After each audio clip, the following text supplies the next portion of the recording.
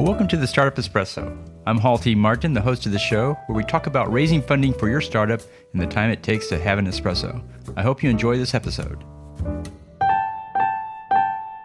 Hello, this is Hall T. Martin with the Startup Funding Espresso, your daily shot of startup funding and investing. Entrepreneurs who have failed are often strong leaders in their next venture. To know if a serial entrepreneur is on the track to success after their first failure, check these points. Character. If they don't have character, then nothing else will matter. Passion. Burnout cases won't make it the second time around. Risk-taking. Do they continue to step up to the risk? Team building. Do they know how to recruit a team and organize them? Tech. Are they up on the latest technology in their space? Motivation. Are they still motivated to take on the challenge of a startup? Experience. Did their first startup gain traction and grow, or did it blow up on the runway? Those with several years of experience will have more experience to use in their second startup. Teachable. Did they learn from their first startup, or do they seem to repeat the same mistakes? Responsibility.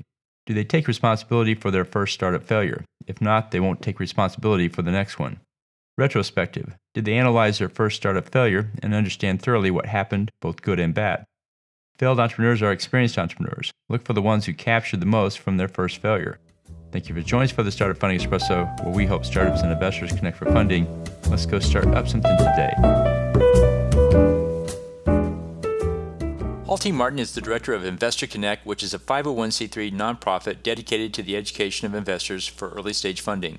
All opinions expressed by Hall and podcast guests are solely their own opinions and do not reflect the opinion of Investor Connect. This podcast is for informational purposes only and should not be relied upon as a basis for investment decisions.